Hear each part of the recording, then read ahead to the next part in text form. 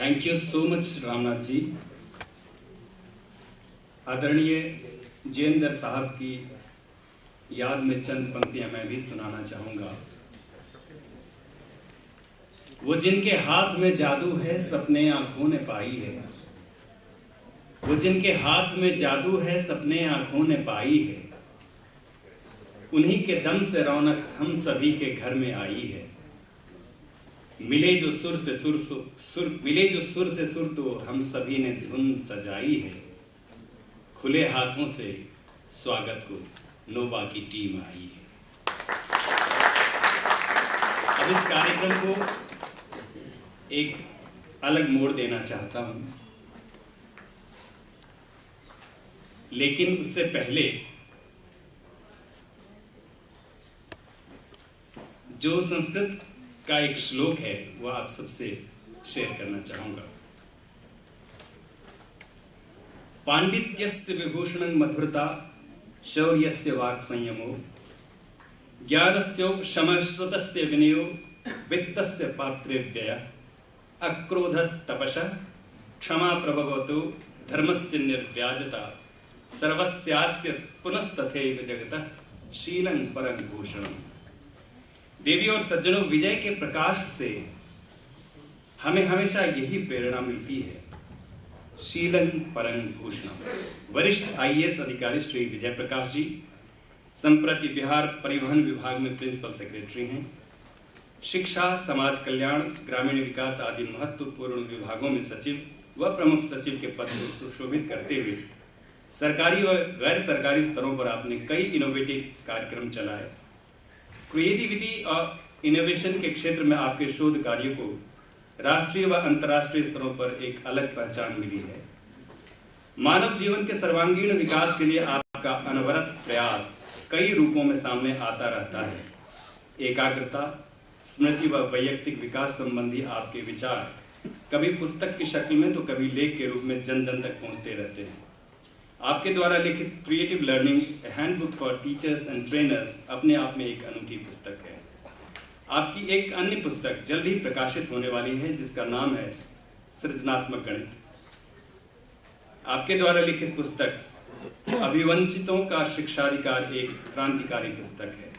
भाइयों और बहनों, नेत्रहाट शिक्षा की अवधारणा पर प्रकाश डालने के लिए मंच पर आमंत्रित हैं आइडिया गुरु श्रीमान विजय प्रकाश।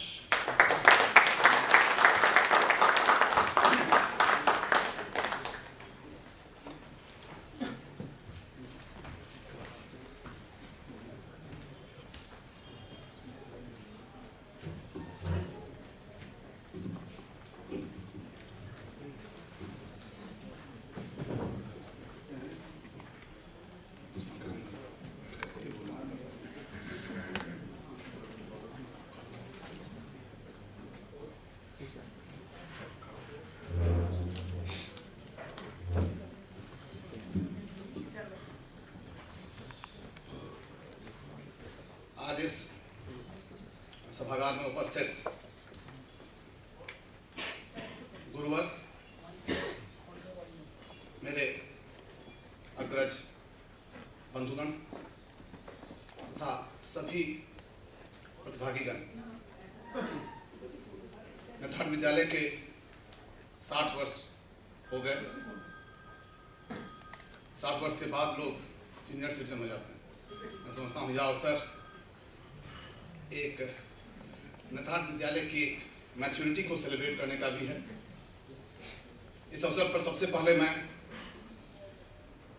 आज जिनकी स्मृति में हम यह कार्यक्रम आयोजित कर रहे हैं, प्रधान जी जीवननाथ दत्त जी को नमन करना चाहता हूं। मैं उन सभी व्यक्तियों के प्रति अपना नमन करना चाहता हूं, उन सभी व्यक्तियों को जिन्होंने इस विद्यालय की अवधारणा को सोचा, उनको कार्य रूप दिया, और शायद उस पठार के सभी लोगों को जिन्होंने इसको कार्यान्वित किया। हम लोगों ने हम लोग ऐसे बैच थे शायद और सभी लोगों ने 6 वर्ष या 7 वर्ष वहाँ बिताया होगा। हमारा बैच सिर्फ 5 वर्ष वहाँ बिताया था, क्योंकि उसी साल से मैट्रिक शुरू हो गया था। तो मित्रों, हम लोग उस यूनिक बैच के हैं। जो कुछ हम लोगों ने देखा, समझा, सुना, उसको मैंने कुछ समेटने का प्रयास किया है कि क्या हम दूसरे विद्यालयों में क्या लेकर जाएं। कई विद्यालय खुले, इससे इंस्पायर्ड होकर के भी कई विद्यालय बनाए गए, परंतु क्या हमने उन विद्यालयों में उन चीज़ों को अगर हम जाएं तो क्या कहकर कर जाएं कि क्या आपको करना है। यह एक कठिन कार्य है। शंभू जी ने वास्तव में कहा कि नदाहट की व्याख्या नहीं हो सकती, नदाहट वर्णातीत है, लेकिन उस वर्णातीत को भी कैसे कुछ शब्दों में समेटा जाए, तो मैं वो प्रयास करूंगा, कुछ समेटने का प्रयास, कुछ सीखने का प्रयास। अगर कुछ छूटा होगा तो आप जोड़ देंगे, क्योंकि जरूर ही छूटा होगा, क्योंकि कुछ भी वर्णन करें हम लोग छूटेगा। लेकिन फिर भी मैं प्रयास यह करता हूं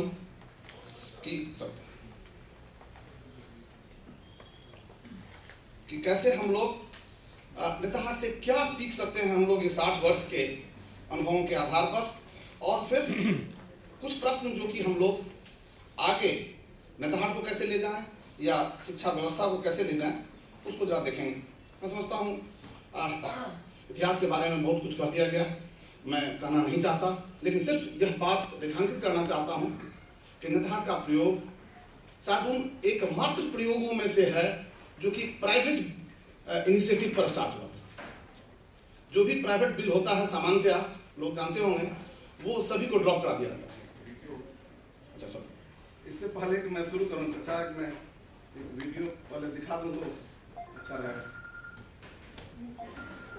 ताकि ये वीडियो एक्चुअली अमित कुमार ने नेतरहाट पर डॉक्यूमेंट्री बनाई है लास्ट ग्रुप, वो 23 मिनट का था, उसमें से कुछ हम लोगों ने 2.5 मिनट का निकाल के किया है।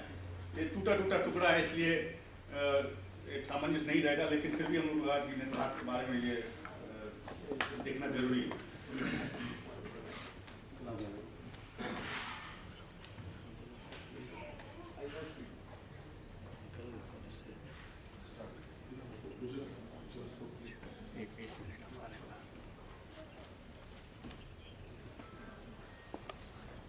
सॉरी, ये देख लेने से मैं समझता हूँ मैं जो बता रहा हूँ उसको समझने में आसानी होगी।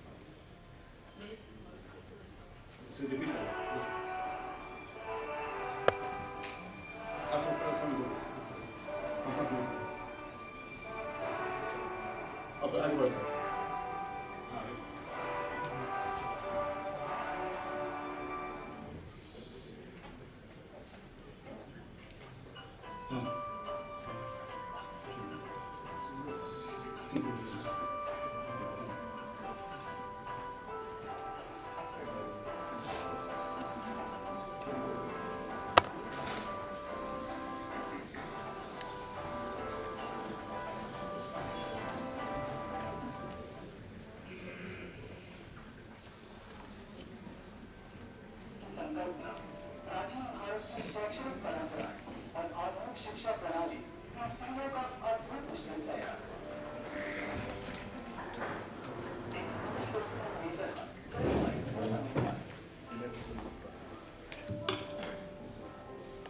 प्राचीन भारतीय गुरुकुल परंपरा पर आधारित है। छात्रावासों को आश्रम कहा जाता है।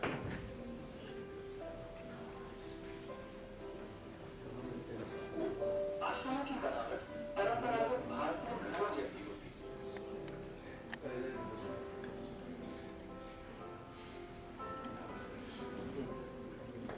हर आश्रम का मुखिया एक शिक्षक होता है, जो आश्रमाध्यक्ष कहलाता है।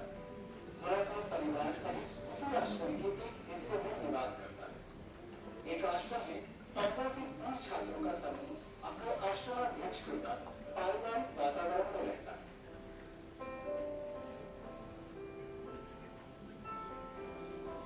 आश्रमाध्यक्ष की पत्नी माता जी के नाम से संबोधित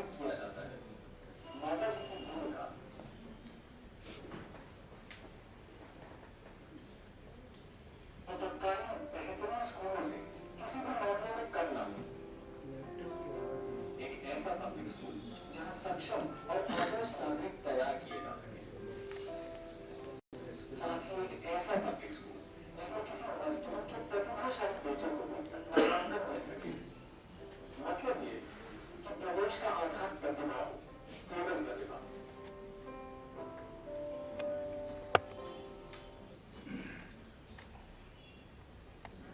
एक अनूठा प्रयोग नेतरहाट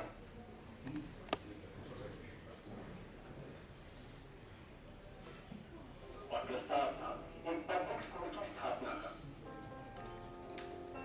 एक ऐसा पब्लिक स्कूल जिसमें शिक्षा की आधुनिकता। क्षमा करें, थोड़ा टूटा टूटा इसलिए जो मूल से निकाला गया है। मित्रों, अब मैं इसके बैकग्राउंड में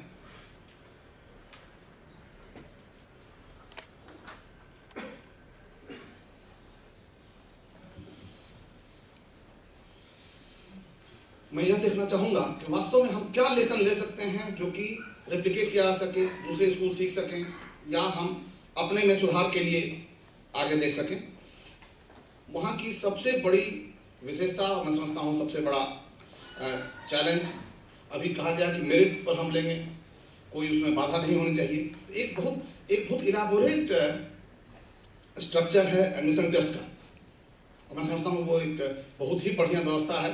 और उसी के आधार पर शायद उसकी जो मुख्य विशेषता है, एक कि हम क्लास नहीं देखते हैं, हम यह नहीं देखते किस क्लास में पढ़ता है या नहीं पढ़ता है, हम सिर्फ एज देखते हैं। 10 से 12 उस समय में एज था, उसमें कोई भी बैठ सकता था। स्क्रीनिंग मल्टीलेयर होती है और आवेदन सुलभ कराने के लिए सब डिवीजन तक हम जाते थे, और सब डिवीजन पर अभी भी व्यवस्था है उसको देने की। 3 तरह का रिटन टेस्ट भी है, वाइवा वोसी भी है और साइकोलॉजिकल टेस्ट भी है। तीनों तरह की स्क्रीनिंग होती थी। शायद यह उपयुक्त भी रहा होगा। क्या यही एडमिशन टेस्ट अभी भी चलना चाहिए या इसमें कुछ सुधार की जरूरत है? मैं समझता हूँ इन अवधारणाओं पर अब चिंतन की आवश्यकता है। और मैं समझता हूँ थोड़ा सा चाहूँगा कि मैं एक सुझाव आपके समक्ष छोड़ जाऊँ। ये सभी टेस्ट वर्बल और लॉजिकल इंटेलिजेंस पर ही बेस्ड हैं। यही कारण है कि हमारे बच्चे कुछ ही फील्ड में एक्सेल कर पा रहे हैं। हमारे बच्चे अभी म्यूजिक के फील्ड में एक्सेल नहीं कर पा रहे हैं, पेंटिंग के फील्ड में एक्सेल नहीं कर पा रहे हैं। शायद हमारा वो टारगेट ग्रुप नहीं रहा था उस समय में। उस समय में हमारा टारगेट ग्रुप था शायद, और मैं अगर गलत नहीं हूँ तो जो अवधारणा उस समय थी कि हम अखिल भारतीय सेवाओं में जो इंजीनियरिंग का है या मेडिकल में है, जो प्रोफेशनल्स हैं, उसमें हम ज़्यादा से ज़्यादा लोगों को ले जाएं, उसमें हम सफल हुए हैं। और ये सफलता इस स्क्रीनिंग टेस्ट से जस्टिफाई हुई। अब डाइवर्सिफाई करने की जरूरत है, तो वो डाइवर्सिफिकेशन कैसे होगा इस पर थोड़ा सा हम लोग को सोचने की जरूरत है। क्या एडमिशन टेस्ट टैलेंट के आधार पर हो या सिर्फ वर्बल और लॉजिकल इंटेलिजेंस के स्क्रीनिंग के आधार पर हो, इस पर सोचने की जरूरत होगी। दूसरी चीज जो सीखने की शायद है और देखने की है वो है यहाँ का आर्किटेक्चर। आज का स्कूल जब बनता है तो आप देखेंगे बड़े क्लासरूम होंगे, बड़े बड़े हॉल्स बनते हैं। नेतरहाट का जो भी आर्किटेक्चर बना, मैं उसको एक दूसरे एंगल से देखता हूँ। वो आर्किटेक्चर आप देखेंगे, पहली बात कि टीचर सेंट्रिक स्ट्रक्चर है। वो टीचर के पास बच्चे जाते हैं, बच्चों के पास टीचर नहीं जाते। बच्चों का अपना कोई क्लासरूम नहीं, टीचर के क्लासरूम। एक बहुत इंटरेस्टिंग उस फीचर को मैंने समझने का प्रयास किया कि आखिर ऐसा क्यों हुआ, क्यों नहीं। अभी जो क्लासरूम बनता है क्लासरूम बनता है, तो लिखते हैं हम क्लास बगल में क्लास 8, क्लास 7, क्लास 6, यहाँ कहीं नहीं लिखा हुआ था क्लास 7, क्लास 6। यहाँ पर अगर कक्षा संख्या 1 है तो वो मल्होत्रा जी का होगा, 2 देवघरिया जी का होगा, 4 में चल जाएगा तो शायद नहीं। ये कक्षा संख्या लोग जानते थे शिक्षकों से। शिक्षक का एक रूम होता था और बगल में छोटी कक्षा होती थी जिसमें पढ़ाई होती थी 20 से 24 बच्चों की। ऐसा क्यों? एक शिक्षक जो DLM तैयार करता है उसका वो सही उपयोग कर सकता है अपने कक्षा में। दूसरा कि इससे देखिए एक मोनोटोनी टूटती है। 5 मिनट का समय मिलता था एक से दूसरे जगह क्रॉस ओवर करने के लिए। कभी लगता है क्यों, जब शिक्षक आते हैं तब तक तो बच्चे बेचैन हो जाते हैं अपने क्लास में। अगर देखिएगा नॉर्मल अभी उनके क्लासरूम में जाइएगा, लेकिन ये जो एक क्लास से दूसरे क्लास में जाने की जो परंपरा है थी वहाँ, वो एक मोनोटोनी भी तोड़ती थी, बच्चों को थोड़ा सा दौड़ भी लगाता था, और टीचर्स को एक मौका मिल जाता था अपने टीएलएम को पहले से सजा के रखने का, अपने क्लास में बनाने का भी और सजाने का भी और रखने का भी, तीनों व्यवस्था साथ साथ हो जाती थी। वहाँ के आर्किटेक्चर की दूसरी विशेषता आश्रम सिस्टम। आश्रम में देखिएगा, आश्रम भी लोगों ने कहा कि 20 बच्चों के साथ शिक्षा करते थे। मैं शायद उल्टा देखना चाहता हूँ। जिस आर्किटेक्ट ने भी डिजाइन किया होगा, या पियर्स साहब को शायद मैं बार बार नमन करता हूँ कि उतना डिटेल में प्रोजेक्ट रिपोर्ट मैंने आज तक किसी स्कूल का नहीं देखा, जितना बढ़िया उन्होंने लिखा है। और हम लोगों को सबको जो भी शिक्षाविद हैं उनको जरूर पढ़ना चाहिए वो रिपोर्ट, और उनको नमन करना चाहिए कि उन्होंने जिस विस्तार से सभी बातों को समझाया है। अब देखिए, आश्रम सिस्टम जो हमारा है वो कहते हैं कि 24 बच्चे हैं, उसके साथ शिक्षक के रहने की व्यवस्था थी। मैं उल्टा समझता हूँ।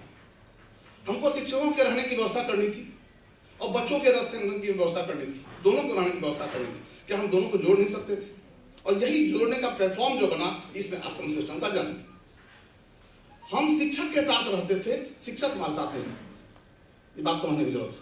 जिस तरह गुरुकुल में शिक्षक के साथ बच्चे रहते थे, उसी तरह यहाँ भी शिक्षक और उसके परिवार के साथ हम लोगों को रखा गया। और चूंकि 20 से ज्यादा परिवार नॉर्मली नहीं हो सकता था, इसलिए 20 के हिसाब से उसको डिजाइन किया। एक इंटरेस्टिंग बात और इसमें देखने की जरूरत है, जो समझने का होगा कि आश्रमाध्यक्ष और आश्रम माता दोनों पेड थे, और यह बहुत रेयर है।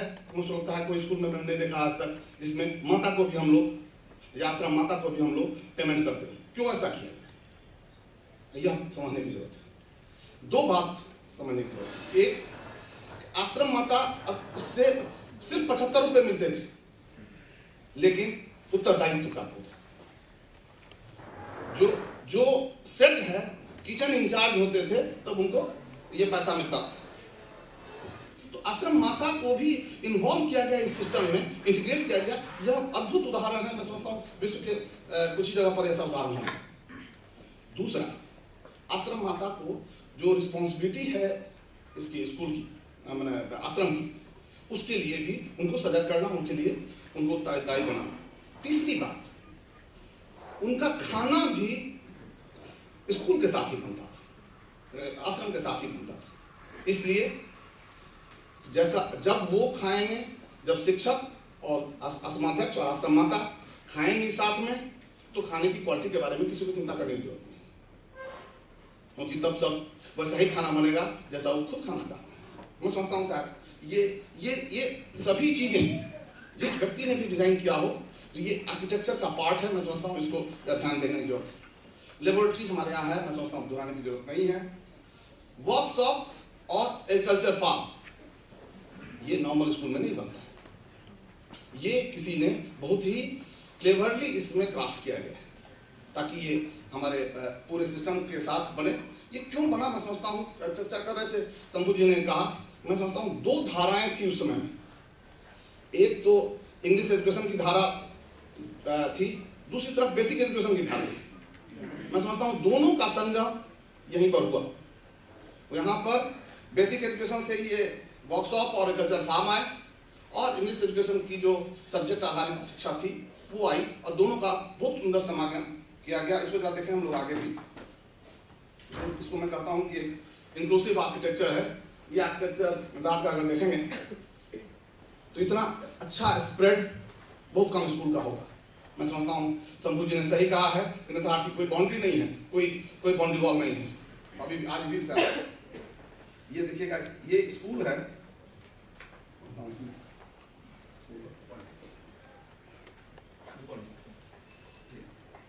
ये स्कूल है, और ये सारे आश्रम हैं, और प्रत्येक आश्रम के साथ देखिए 18 अगर आश्रम हैं तो 18 शिक्षकों का मामला तो उसी में खत्म हो गया। सभी शिक्षक के साथ रहेंगे, और बाकी शिक्षकों के रहने के लिए फिर बाद में जब अधिक शिक्षक हुए तो अधिक शिक्षकों के रहने की व्यवस्था यहाँ पर की गई है, या कुछ लोग इधर रहते थे, और ये सारे मैदान बनाए गए हैं वहाँ पर। तो ये बड़ा सुंदर आर्किटेक्चर, इतना बढ़िया आर्किटेक्चर शायद कम, अब 21 अब 21 हो गया, हाँ मतलब अब 21 हो गया, हम लोग को 18 याद है अपना समय का। तो ये एक क्लासरूम का। अब दूसरी बात जो कि मैं चाहता हूं कि हम लोग देखने और सीखने का प्रयास करें, वो है फ्लेक्सिबल और इंक्लूसिव करिकुलम। इस बात पर मैं चाहूंगा आप लोग का ज्यादा ध्यान। एक महत्वपूर्ण बात वहां की थी, क्या 60 बच्चे अगर हैं, क्या 60 बच्चे को एक ही चीज एक साथ पढ़ाई जाए? ऐसा संभव नहीं था, क्योंकि 20-20 का तो हमने कंस्ट्रेंट रखा था। तो 20-20 का ग्रुप बनाया गया, 3 सेक्शन होते थे, लेकिन तीनों सेक्शन को जरा ध्यान से समझिए। हिंदी का सेक्शन अलग है, गणित का सेक्शन अलग है, अंग्रेजी का सेक्शन अलग है। मतलब मैं हो सकता है कि हिंदी के सेक्शन में ए में हूं, गणित के सेक्शन बी में हूं और अंग्रेजी के सेक्शन सी में हूं। ये संभव है। तो ये प्रतिभा के आधार पर बच्चों का वर्गीकरण, यह एक बहुत ही महत्वपूर्ण चीज था, ताकि हम डिफरेंट पेस ऑफ लर्निंग को बरकरार रख सकें। मैं समझता हूं शायद यह एक महत्वपूर्ण इनोवेशन था जिसको देखने की जरूरत है। और उससे भी बड़ी चीज देखने की जरूरत है कि वहां का करिकुलम टीचर ड्रिवन था। आज हम टीचर ड्रिवन करिकुलम की बात नहीं कर रहे हैं। राजाराम जी हैं यहाँ पर, मैं समझता हूँ शायद उस बात को विस्तार से बताएंगे। हम लोग एक करिकुलम की बात कर रहे हैं पूरे कंट्री में, या कम से कम एक स्टेट में। यह उसके ठीक विपरीत बात है, जहां टीचर डिसाइड करता था क्या करना है और सभी अपना अपना कोर्स डिसाइड करते थे, अपने अपना मेथोडोलॉजी डिसाइड करते थे और अपना अपना इवैल्यूएशन सिस्टम है, उस पर भी आऊंगा। ये फ्रीडम अगर नहीं होता तो शायद नेताहाट नहीं होता। ये मैं समझता हूँ शायद इसको हम लोग को रेखांकित करने की जरूरत है। एक और बात, वो ज्यादा महत्वपूर्ण है, स्टैंडर्ड टेक्स्ट अडॉप्ट किया जाना। नेताहाट में क्लास वाइज टेक्स्ट नहीं था। टेक्स्ट प्रत्येक सब्जेक्ट की एक स्टैंडर्ड टेक्स्ट, वो भी स्टैंडर्ड टेक्स्ट जो शायद डिग्री स्टैंडर्ड का था, वो बच्चों के हाथ में 7वां में पकड़ा दिया। अब देखिएगा चक्रवर्ती, मैंने कुछ उदाहरण दिया है, इतना मुझे शायद ध्यान में आया। चक्रवर्ती, केपी बसु, हॉलैंड स्टीवेंस और बाद में लोनी वगैरह भी आ गया। जूलॉजी में जॉर्डन निगम, जो स्टैंडर्ड टेक्स्ट थे, सबको याद होगा जो लोग गुजरे होंगे। ऐसा क्यों किया गया? इससे क्या फायदा है? आज जितने स्कूल हैं सब हम लोग क्लास 5 के लिए अलग टेक्स्ट, क्लास 6 के लिए अलग साइंस की किताब, ये ऐसा क्यों कर रहे हैं? ये नेतरहाट नहीं होता अगर ये नहीं होता, स्टैंडर्ड टेक्स्ट अडॉप्ट नहीं किया। तब शंभू जी को यह मौका नहीं था कि डिग्री की सारी किताबें वो पढ़ लें, सब 8वां तक खत्म कर दें। तब वशिष्ठ जी नहीं होते। ये बात समझने की जरूरत है कि स्टैंडर्ड टेक्स्ट अडॉप्ट किया जाना, यह एक मेजर इनोवेशन था जो उन्होंने अडॉप्ट किया। तब हमारे पास फ्रीडम था, जो बच्चा तेजी से करता वो आश्रम में बैठ करके पढ़ लेता था। तो ये फ्रीडम देखने की जरूरत है। और शायद उससे भी बड़ा इनोवेशन मैं समझता हूँ, उस समय जबकि अंग्रेजी की होड़ थी, उस बीच में भी ये डिसीजन कि मदर टंग में पढ़ाई होगी, हिंदी में पढ़ाई होगी, यह एक मेजर और करेज का काम किया गया था। तो ये बात समझने की जरूरत है। और इस अर्थ में हम इंग्लिश जो पब्लिक स्कूल्स हैं उससे अलग थे। अलग 2 अर्थों में थे। मैं आऊँगा। एक मेजर अर्थ कि हमने हिंदी अडॉप्ट किया। हम जो और पब्लिक स्कूल्स इंडिया में थे वो सब इंग्लिश स्कूल, मीडियम स्कूल्स थे, हम लोगों ने हिंदी अडॉप्ट किया। मैं समझता हूँ शायद कुछ और बात है। सब्जेक्ट का वाइडर बेस सभी लोग जानते हैं, लेकिन आज भी एनसीईआरटी के हैं राजाराम जी, साइंस को साइंस के रूप में पढ़ाया जाता है। नेताहाट में फिजिक्स, केमिस्ट्री, मैथमेटिक्स अलग पढ़ाया जाता था। फिजिक्स, केमिस्ट्री, बायोलॉजी अलग अलग पढ़ाया जाता था उस समय से ही। यहाँ हम लोग समाज अध्ययन के लिए एक किताब पढ़ते हैं, वहाँ हिस्ट्री, ज्योग्राफी और इकोनॉमिक्स और सोशल स्टडीज अलग पढ़ाया जाता था। आप समझिए, ये स्कूल के लेवल से ही आप बाइफरकेट कर रहे थे। ये इस बात को समझिए कि ये एम्फेसिस जनरेट करने के लिए अलग अलग कंपोनेंट में लोगों को, अलग एक्सपर्ट से आपको इंटरेक्ट कराने के लिए ये व्यवस्था की गई थी। और मैं समझता हूँ कि नीचे का जो पार्ट है, जो ये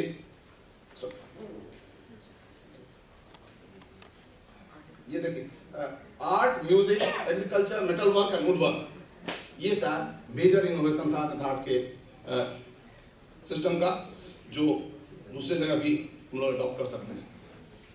मैं समझता हूँ हॉबी, रेंज ऑफ हॉबीज और स्पोर्ट्स ये आउटलाइन करने की जरूरत नहीं है, ये अभी भी बहुत जगह बहुत फॉर्म में है और इसलिए वो जितनी सुविधाएं स्कूल दे पाता है उसमें है, लेकिन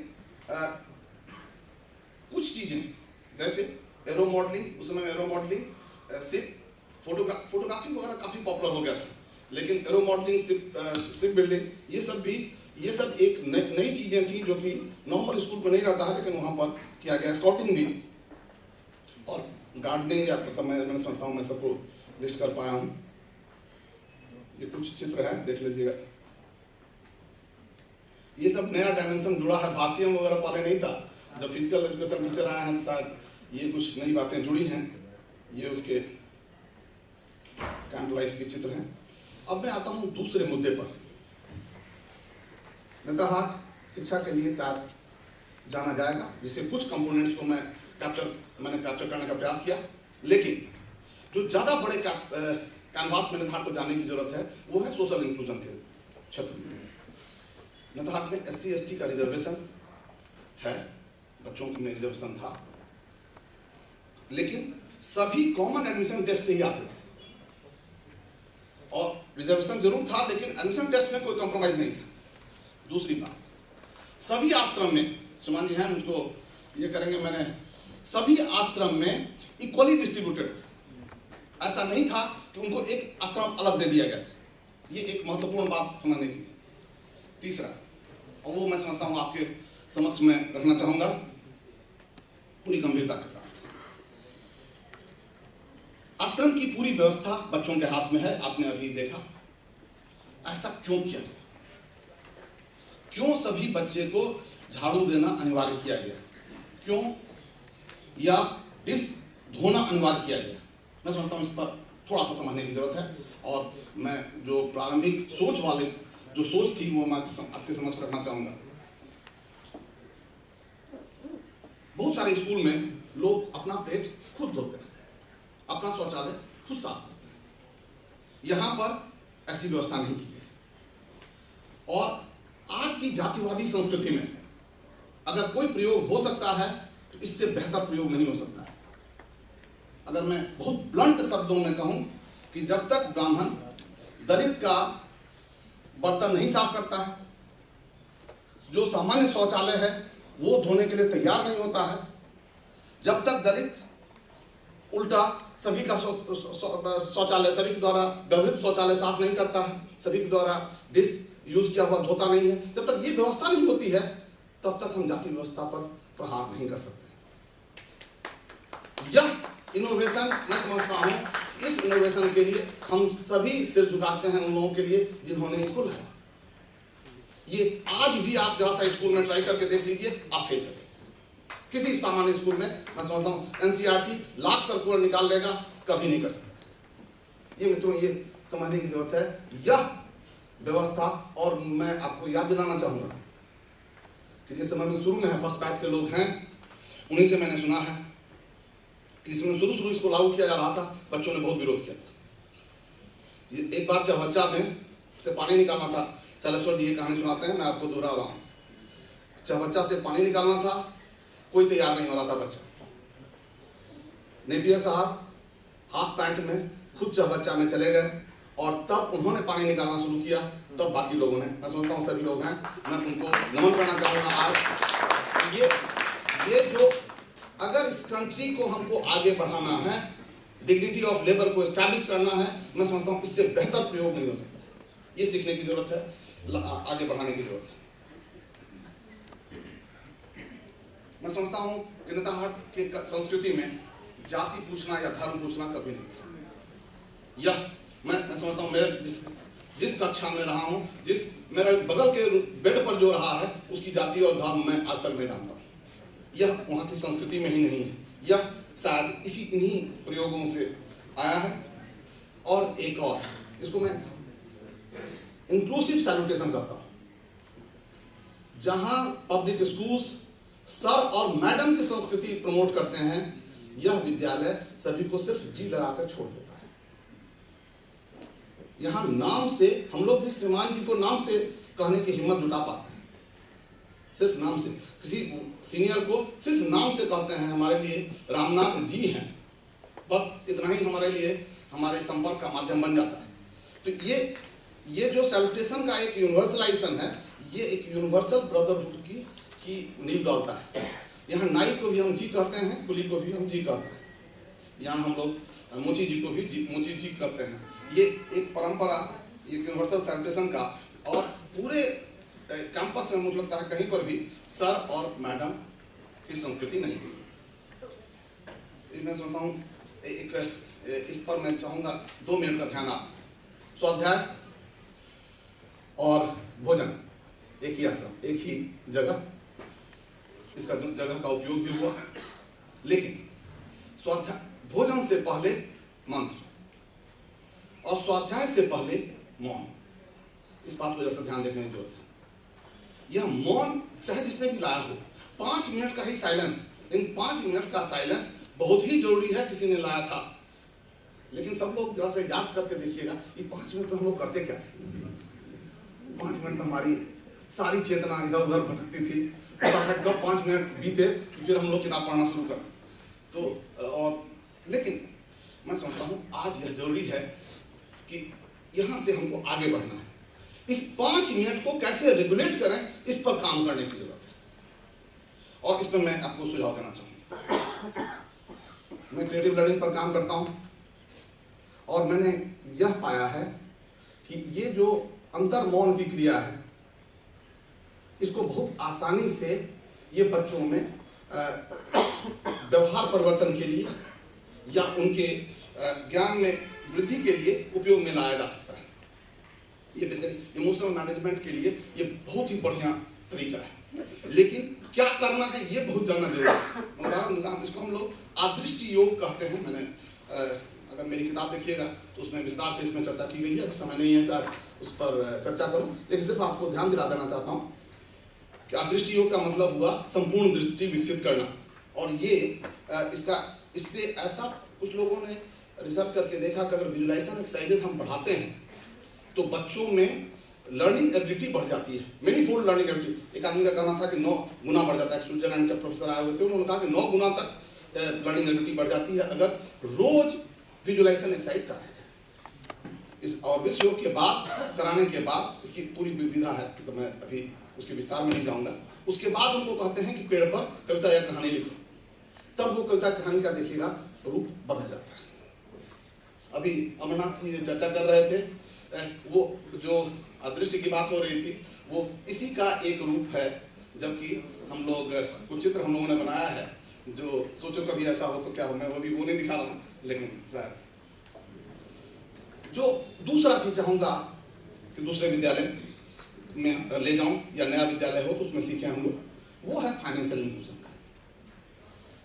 नहीं तो हर शायद एकमात्र विद्यालय होगा या कुछ विद्यालयों में एक होगा जहां की फीस को टोटली डिलिंक कर दिया गया है सर्विसेज से।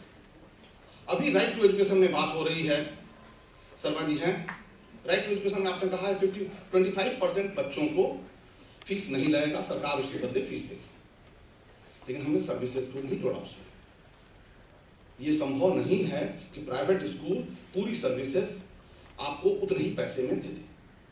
तो ये इसलिए लागू नहीं हो रहा है और इसको लागू होने में बहुत सारी चुनौतियां हैं, लेकिन नेताहट विद्यालय ने इसको सॉल्व किया।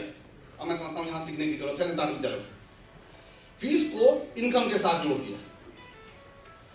किसी बच्चे को नहीं मालूम है कि उसका फीस कहाँ जाता है नहीं जाता, पिताजी से ले लेते हैं लोग, लेकिन सर्विसेज में कहीं पर भी दोहरापन नहीं है। सभी बच्चे का कपड़ा एक, सभी बच्चे का जूता एक, सभी बच्चे को किताब भी मिलेगा, स्टेशनरी भी मिलेगी। कहीं आपको ये महसूस नहीं होगा कि हमको अब पैसे के लिए कहीं कोई रुकावट है किसी सर्विसेज की। ये मैं समझता हूँ अद्भुत चीज़ है। स्पोर्ट्स में भी रुकावट नहीं है, लेकिन ये जो हमने RTE बनाया है इसमें हर एक जगह पर रुकावट ही रुकावट है। मैं समझता हूँ सीखने की जरूरत है। क्या हम ये मॉडल अडॉप्ट कर सकते हैं पूरे कंट्री में? RTE में क्या यह मॉडल आ सकता है? सोचने की जरूरत होगी ताकि हम अनहिंडर्ड सर्विसेज दे सकें सभी जगह। एक दूसरी बात कि 24 घंटे की लर्निंग की बात मैं चाहता हूं कि मैं आपके समक्ष रख दूं कि आश्रम सिस्टम में सुबह से रात तक का सभी समय का कुछ न कुछ गतिविधि तय है, और ये उसमें बहुत ही ब्यूटीफुली इंडियन है, मैं बताने की जरूरत नहीं है, ये इसमें किया गया है और इसको हमें सीखने की जरूरत है। यहाँ तक कि जो न्यूज़ रात का होता था वो भी न्यूज़ बच्चे लिखते थे और असेंबली में पढ़ाया जाता था। यह भी एक महत्वपूर्ण चीज़ है जिसको हम लोग को सीखने की जरूरत है। आश्रम जीवन के बारे में हम लोगों ने बहुत बार बहुत चीज़ों की चर्चा कर दी है। मैं सिर्फ एक दिखाना चाहूँगा कैसे रोस्टर बनाया जाता है। ये सुंदर रोस्टर आप देखेंगे किसी बच्चों का बना हुआ है और सभी गतिविधियाँ बारी बारी से, सभी स्कूल्स में कॉपी हुआ इस तरह से चलता था।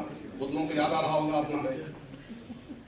नेतरहाट की एक और बड़ी विशेषता मैं आपके समक्ष रखना चाहूँगा, वो है नेतरहाट में फॉर्मल और इनफॉर्मल लर्निंग सिस्टम्स को ब्यूटीफुली इंटीग्रेट किया गया है। कैसे? सभी ओकेजन लर्निंग ओकेजन है, चाहे वो असेंबली हो, फेस्टिवल्स हो या विलेज विजिट हो, स्टडी टूर हो, कुछ भी हो, पिकनिक हो, सभी के साथ कुछ ना कुछ पढ़ाई जुड़ी हुई है। और ये बहुत ब्यूटीफुली, मैं समझता हूँ ये अद्भुत उदाहरण है जिसमें कि कहते हैं यहाँ तक कि फॉरेस्ट की बात भी, जंगल भी पढ़ाई का साधन है। सुमान जी हम लोगों को कई बार जंगल ले गए, सिर्फ या तो विभिन्न पेड़ों की पहचान कराने के लिए, या वहाँ पत्ता कलेक्ट करने के लिए, या बीज कलेक्ट करने के लिए। एक उदाहरण देना चाहूँगा, अद्भुत उदाहरण है। और हम लोग एक दिन जा रहे थे, 3 आदमी थे, मैं था, विनोद जी और पवन जी, तीनों आदमी हम लोग 2 बजे जा रहे थे। उबल के ठीक बगल में एक सांप हम लोगों के ठीक पैर के नीचे से गुजरा। हम लोग तीनों मतलब बच्चे थे, डर गए। तब तक वासुदेवन जी पीछे से आ रहे थे, उससे क्या हुआ तुम घबराए? तो उन्होंने कहा कि हम लोगों ने कहा कि यहाँ सांप गया है तुरंत। सांप को हम पहचानते नहीं थे। वो आए, उन्होंने कहा कि लकड़ी मिलेगी, तो बोलते थे कुछ इस तरह का। तो एक लकड़ी उनको दिया गया, इतनी बड़ी लकड़ी मिल गई। वहीं पर लकड़ी लिया उन्होंने, रुमाल लिया, अपने पॉकेट से निकाला रुमाल, और वहाँ पर झाड़ी में सांप था। सांप को इस तरह से किया, पता नहीं कैसे आ गया वो, सांप भी आ गया, उसको उन्होंने पकड़ भी लिया। और मैं बता दूं वो रसस वाइपर था। रसस वाइपर को वहीं से उठा करके हाथ में लिए हुए जूलॉजी के अभी भी लेबोरेटरी में रखा हुआ है वो रसस वाइपर, आप लोग जाकर देख सकते हैं। मित्रों, मैं समझता हूँ कि इस विधा को और इसको देते हैं। देखिए ये कितना सुंदर ओकेजन है बच्चों के सीखने का। ये दिवाली का, ये होलिका दहन का। होलिका दहन बहुत, ये मैं चाहूँगा कि नोट करें हम लोग सब सीखने के लिए। होलिका दहन को कैसे जोड़ा गया है इससे, मैं सिर्फ 1-2 मिनट का समय लूंगा आपको खत्म करने के लिए। समय कम है और लोगों को ये बोलना है, लेकिन मैं चाहता हूँ कि इस चीज़ को आप अप्रिशिएट करें ताकि हम लोग। होलिका दहन में चारों दिशाओं से संदेश पढ़े जाते थे, पहले भारत की अलग अलग भाषाओं में और फिर उसका हिंदी अनुवाद। मैं समझता हूँ, पता नहीं शायद इंदिरा गांधी स्कूल में भी इसको अडॉप्ट किया गया होगा। तो ये कितना बढ़िया तरीका था कि बच्चों को पढ़ा दिया, इसमें भी ये होलिका दहन करते हुए भी, और उसके बाद फिर जो गीता गाने के लिए भी उत्साहित किया। ये होली याद आ रहा होगा लोगों को, लेकिन होली भी ऑर्गेनाइज तरीके से एक सिर्फ मुझे जहाँ तक याद है फील्ड नंबर 4 पर, मैदान संख्या 4 पर यह कार्य होता था। एनसीसी का यह परेड बहुत लोगों को याद आ रहा होगा। और मैं समझता हूँ इस वहाँ की लाइब्रेरी सिस्टम पर भी हम लोगों को देखने की जरूरत है। एक तरफ स्टैंडर्ड टेक्स्ट और टेक्स्ट का एक्सटेंशन लाइब्रेरी। अगर कुछ एक्स्ट्रा पढ़ना है तो लाइब्रेरी ऐसी जिसमें आपको सुविधा है मैगजीन की भी, आपको सुविधा है वहाँ से किताब को शुरू कराने की भी। ये बहुत ही अच्छी व्यवस्था है, नॉर्मली हम लोग नहीं कर पाते। लेकिन उससे भी आगे एक बात को ध्यान रखने की जरूरत है कि बुक रीडिंग को प्रमोट करने के लिए एक्टिविटीज, ये बहुत महत्वपूर्ण है। हम लाइब्रेरी कहते हैं बच्चों को भी पढ़ो, किताब पढ़ेंगे कैसे? ऐसी एक्टिविटी नहीं होगी जिसमें किताब का प्रयोग हो सके तो नहीं पढ़ेंगे। तो बहुत सारी गतिविधियां, अंत्याक्षरी, जैसे अंत्याक्षरी में होड़ लगता था कि हम लाइब्रेरी से किताब लें और ऐसी कविता याद करें जो दूसरे को याद ना, नोट करके रख लें, ऐसा कोटेशन चुरा करके रख लें जो 1936 के हंस में लिखा हुआ है वो दूसरे को नहीं आए। यह जो परंपरा है, यह जो माहौल है यही पढ़ाता है। तो ये चीज़ें मैंने कुछ संग्रहित की हैं आपके लिए। ये आपको न्यूज़पेपर स्टैंड याद होगा बहुत लोगों को। और एक महत्वपूर्ण बात वो है मूल्यांकन सिस्टम। नेतरहाट का मूल्यांकन सिस्टम अद्भुत है। मैं समझता हूँ अगर 50 साल बाद भी हम उस मूल्यांकन सिस्टम पर नहीं पहुँच पाए। अभी CBSE ग्रेड सिस्टम ला रहा है, नेतरहाट में उस समय से ग्रेड सिस्टम, नेतरहाट में उस समय से सेमेस्टर सिस्टम था। नेतरहाट में प्रयास, निष्ठा और सफलता, मैं समझता हूँ ये तो अद्भुत चीज़ है। मैं जर्मनी के एक स्कूल में मैंने देखा कि दूसरी तरह की चीज़ हो रही थी, लेकिन हमारे यहाँ 50 साल पहले हो गई, 50 साल पहले से। एक चीज़ मैं आपको बताना चाहूँगा जो आज स्कूल नहीं कर रहे। प्रत्येक बच्चे के बारे में एक स्पेशल रिपोर्ट जाता था लिखित पेरेंट्स को, क्योंकि पेरेंट्स को नंबर नहीं समझ में आता है, कॉखा नहीं समझ में आता, लेकिन वो लिखित जाता है। मैंने एक उदाहरण दिया है और एक मैं चाहता हूं कि शायद आपके साथ शेयर करूं कि चूंकि टीचर्स को स्वतंत्रता थी कि अपने तरह से इवैल्यूएशन सिस्टम डिजाइन करें, तो बहुत अद्भुत डिजाइन किया हुआ है उन्होंने। एक मुझे याद है, उसमें वर्मा जी हम लोग को पढ़ाते थे मैथमेटिक्स, उन्होंने एक सवाल दिया, इस सवाल को घर से बना के लाना है। बड़ा बढ़िया था, घर से बना के लाने में कोई दिक्कत नहीं थी, लेकिन उन्होंने एक कंडीशन डाल दी, जो सबसे ज्यादा तरीके से बना के लाएगा उसी को हम कह देंगे। अभी जब कोई दूसरे से चुरा ही नहीं सकता। आप टीचर से पूछ सकते हैं, आप किसी और से पूछ सकते हैं, लाइब्रेरी जा सकते हैं, सीनियर से पूछ सकते हैं, आपस में नहीं बात कर सकते हैं। ये अद्भुत अपना तरीका है। ये मैं समझता हूँ ये जो तरीके थे उनके, उन लोगों के, मैं समझता हूँ उन सबों को नमन करता हूँ उन लोगों के लिए। देखिए सत्य, मैंने कहीं से इंटरनेट पर भी मिला मुझे सत्यदेव जी का रिपोर्ट कार्ड जो लिखा हुआ था। देखिए कितना सुंदर, सबके बारे में नेपियर ने लिखा था, उन्होंने ही शुरू किया होगा इस व्यवस्था को, उन्होंने उनके बारे में लिखा है। एक और बात जो सीखने की है, नेतरहाट है क्योंकि वहां पीयर लर्निंग स्ट्रॉन्गेस्ट है। आज हम सभी यहाँ हैं उसी पीयर लर्निंग के बदौलत। और मैं समझता हूँ मैं गलत नहीं होऊंगा यदि हम ये कहें कि जितना हमने शिक्षकों से सीखा उससे कहीं ज्यादा हमने अपने दोस्तों से सीखा। ये बात लोगों को समझने की जरूरत है। ये आश्रम हो या हमारे क्लोज इंटरेक्शंस के बहुत सारे आयाम हैं जिसको देखने की जरूरत है। यहाँ तक कि मैं अभी के डिटेल्स में नहीं जाऊँगा, लेकिन कुछ चीज़ दिखाऊंगा।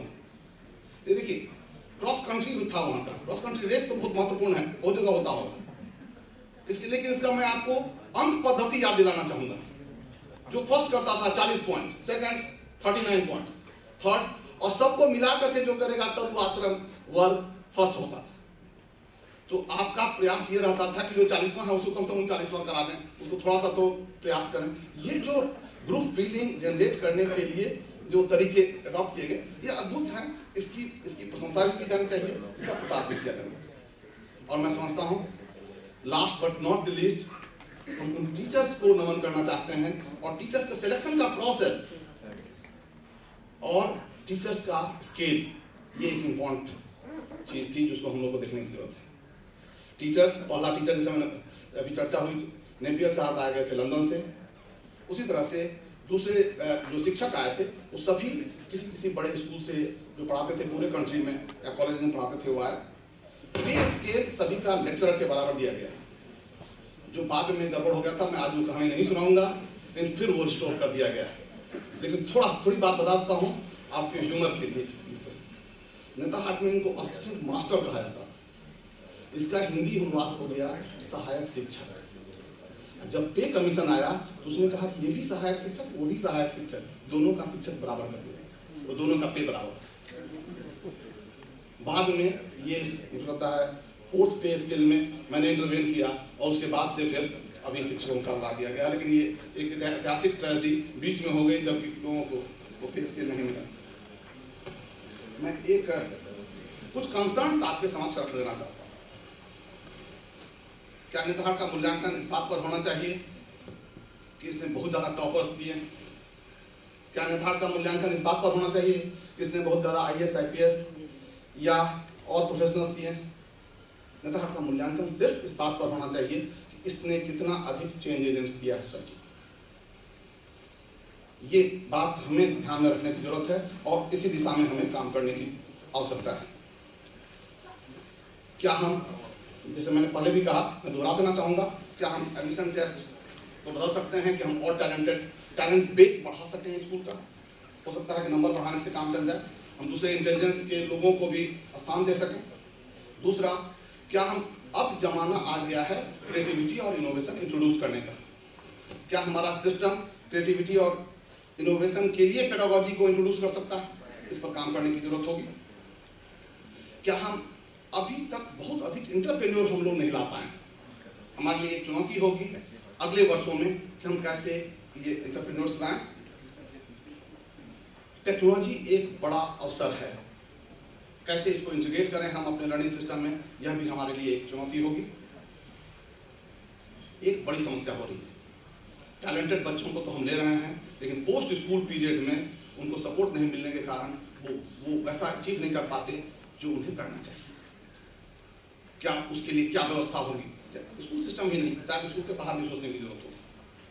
और अंत में एक और बात कि अगर इस लर्निंग को रेप्लिकेट किया जाना है, दूसरे जगह ले जाना है, तो कैसे हम इसको कॉस्ट एफिशिएंट बना सकते हैं, बेहतर बना सकते हैं। इन्हीं शब्दों के साथ आप सबों का मैं आभार व्यक्त करना चाहता हूँ।